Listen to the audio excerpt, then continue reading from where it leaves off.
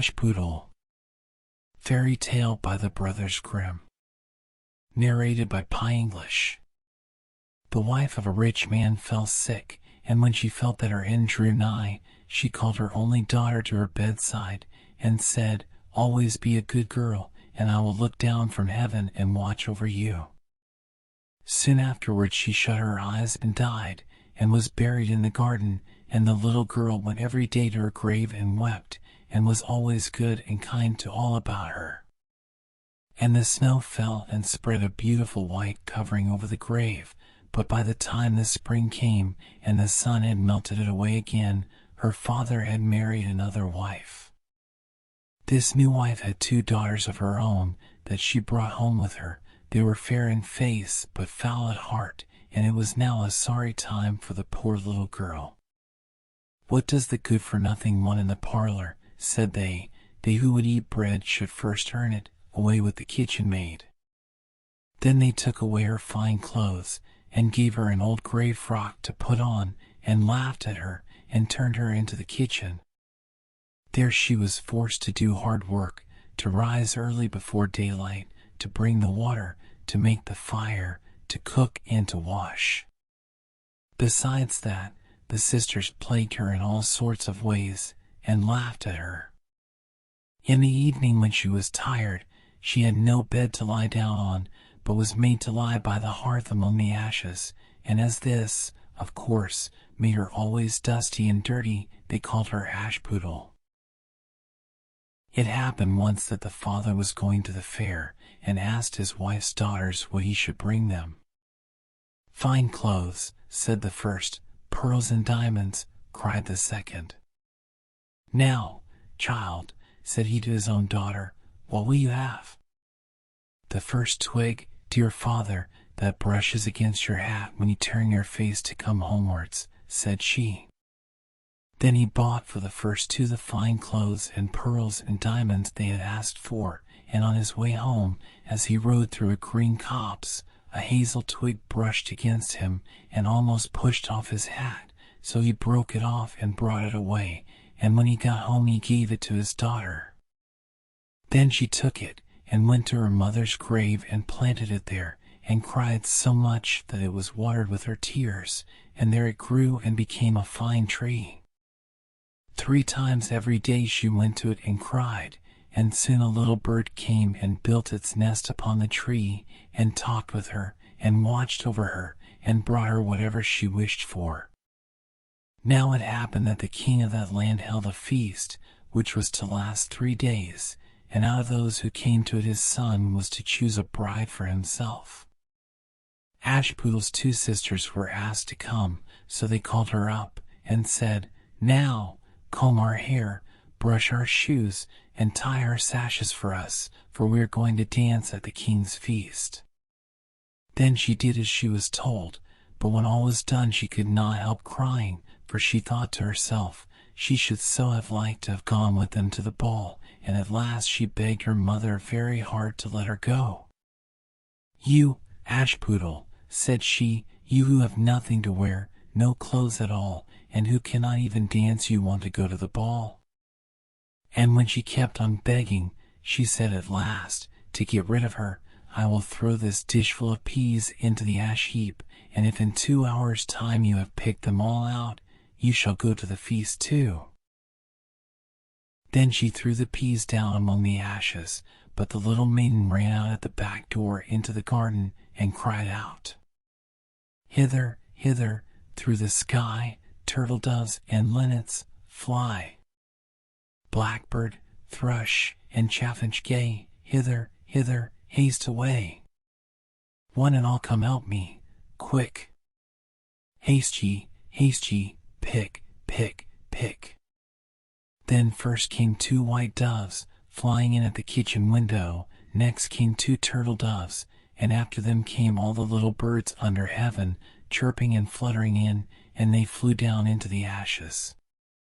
And the little doves stooped their heads down and set to work, pick, pick, pick, and then the others began to pick, pick, pick, and among them all they soon picked out all the good grain, and put it into a dish, but left the ashes.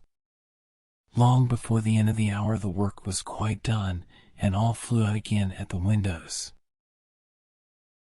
Then Ashputtel brought the dish to her mother, overjoyed at the thought that now she should go to the ball. But the mother said, "No, no! You slut, you have no clothes, and cannot dance, you shall not go." And when Ashputtel begged very hard to go, she said, "If you can in 1 hour's time pick 2 of those dishes of peas out of the ashes, you shall go too." And thus she thought she should at least get rid of her. So she shook 2 dishes of peas into the ashes.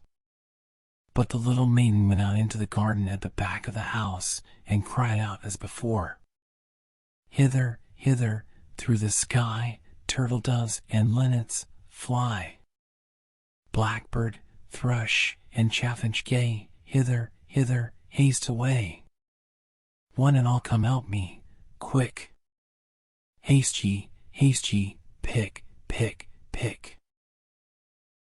Then first came 2 white doves in at the kitchen window, next came 2 turtle doves, and after them came all the little birds under heaven, chirping and hopping about.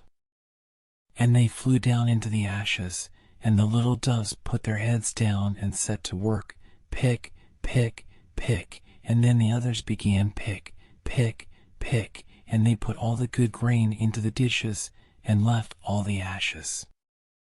Before half an hour's time all was done, and out they flew again. And then Ashputtel took the dishes to her mother, rejoicing to think that she should now go to the ball. But her mother said, "It is all of no use, you cannot go, you have no clothes, and cannot dance, and you would only put us to shame," and off she went with her 2 daughters to the ball. Now when all were gone, and nobody left at home, Ashputtel went sorrowfully and sat down under the hazel tree, and cried out, "Shake, shake, hazel tree, gold and silver over me." Then her friend the bird flew out of the tree, and brought a gold and silver dress for her, and slippers of spangled silk, and she put them on, and followed her sisters to the feast. But they did not know her, and thought it must be some strange princess. She looked so fine and beautiful in her rich clothes, and they never once thought of Ashputtel, taking it for granted that she was safe at home in the dirt. The king's son soon came up to her, and took her by the hand and danced with her, and no one else, and he never left her hand, but when anyone else came to ask her to dance, he said, "This lady is dancing with me." Thus they danced till a late hour of the night, and then she wanted to go home, and the king's son said, "I shall go and take care of you to your home," for he wanted to see where the beautiful maiden lived. But she slipped away from him, unawares, and ran off towards home, and as the prince followed her, she jumped up into the pigeon house and shut the door. Then he waited till her father came home, and told him that the unknown maiden, who had been at the feast, had hid herself in the pigeon house. But when they had broken open the door they found no one within, and as they came back into the house, Ashputtel was lying, as she always did, in her dirty frock by the ashes, and her dim little lamp was burning in the chimney. For she had run as quickly as she could through the pigeon house and onto the hazel tree, and had there taken off her beautiful clothes, and put them beneath the tree, that the bird might carry them away, and had lain down again amid the ashes in her little gray frock. The next day, when the feast was again held, and her father, mother, and sisters were gone, Ashputtel went to the hazel tree, and said, "Shake, shake, hazel tree, gold and silver over me." And the bird came and brought a still finer dress than the one she had worn the day before. And when she came in it to the ball, everyone wondered at her beauty, but the king's son, who was waiting for her, took her by the hand, and danced with her, and when anyone asked her to dance, he said as before, "This lady is dancing with me." When night came she wanted to go home, and the king's son followed her as before, that he might see into what house she went, but she sprang away from him all at once into the garden behind her father's house. In this garden stood a fine large pear tree full of ripe fruit, and Ashputtel, not knowing where to hide herself, jumped up into it without being seen. Then the king's son lost sight of her, and could not find out where she was gone, but waited till her father came home, and said to him, "The unknown lady who danced with me has slipped away, and I think she must have sprung into the pear tree." The father thought to himself, "Can it be Ashputtel?" So he had an axe brought, and they cut down the tree, but found no one upon it. And when they came back into the kitchen, there lay Ashputtel among the ashes, for she had slipped down on the other side of the tree, and carried her beautiful clothes back to the bird at the hazel tree, and then put on her little gray frock. The third day, when her father and mother and sisters were gone, she went again into the garden, and said, "Shake, shake, hazel tree, gold and silver over me." Then her kind friend the bird brought a dress still finer than the former one, and slippers which were all of gold, so that when she came to the feast no one knew what to say, for wonder at her beauty, and the king's son danced with nobody but her, and when anyone else asked her to dance, he said, "This lady is my partner, sir." When night came she wanted to go home, and the king's son would go with her, and said to himself, "I will not lose her this time," but, however, she again slipped away from him, though in such a hurry that she dropped her left golden slipper upon the stairs. The prince took the shoe, and went the next day to the king his father, and said, "I will take for my wife the lady that this golden slipper fits." Then both the sisters were overjoyed to hear it, for they had beautiful feet, and had no doubt that they could wear the golden slipper. The eldest went first into the room where the slipper was, and wanted to try it on, and the mother stood by. But her great toe could not go into it, and the shoe was altogether much too small for her. Then the mother gave her a knife, and said, "Never mind, cut it off. When you are queen you will not care about toes. You will not want to walk." So the silly girl cut off her great toe, and thus squeezed on the shoe, and went to the king's son. Then he took her for his bride, and set her beside him on his horse, and rode away with her homewards. But on their way home they had to pass by the hazel tree that Ashputtel had planted, and on the branch sat a little dove singing, "Back again, back again. Look to the shoe. This shoe is too small, and not made for you. Prince, Prince, look again for thy bride, for she's not the true one that sits by thy side." Then the prince got down and looked at her foot, and he saw, by the blood that streamed from it, what a trick she had played him. So he turned his horse round, and brought the false bride back to her home, and said, "This is not the right bride. Let the other sister try and put on the slipper."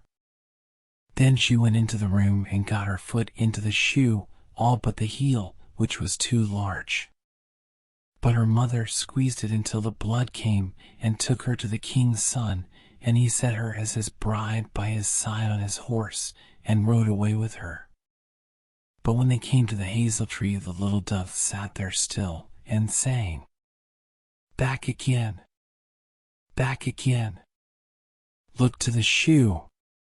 This shoe is too small, and not made for you. Prince, Prince, look again for thy bride, for she's not the true one that sits by thy side." Then he looked down, and saw that the blood streamed so much from the shoe that her white stockings were quite red. So he turned his horse and brought her also back again. "This is not the true bride," said he to the father. "Have you no other daughters?" "No," said he, "there is only a little dirty Ashputtel here, the child of my first wife. I am sure she cannot be the bride." The prince told him to send her. But the mother said, "No, no, she is much too dirty. She will not dare to show herself." However, the prince would have her come, and she first washed her face and hands, and then went in and curtsied to him, and he reached her the golden slipper. Then she took her clumsy shoe off her left foot, and put on the golden slipper, and it fitted her as if it had been made for her. And when he drew near and looked at her face, he knew her, and said, "This is the right bride." But the mother and both the sisters were frightened, and turned pale with anger as he took Ashputtel on his horse, and rode away with her. And when they came to the hazel tree, the white dove sang, "Home, home, look at the shoe, Princess. The shoe is made for you. Prince, Prince, take home thy bride, for she is the true one that sits by thy side." And when the dove had done its song, it came flying, and perched upon her right shoulder, and so went home with her. The end. Thank you for listening to PiEnglish. Please like, share, and subscribe to PiEnglish. Have a nice day ahead.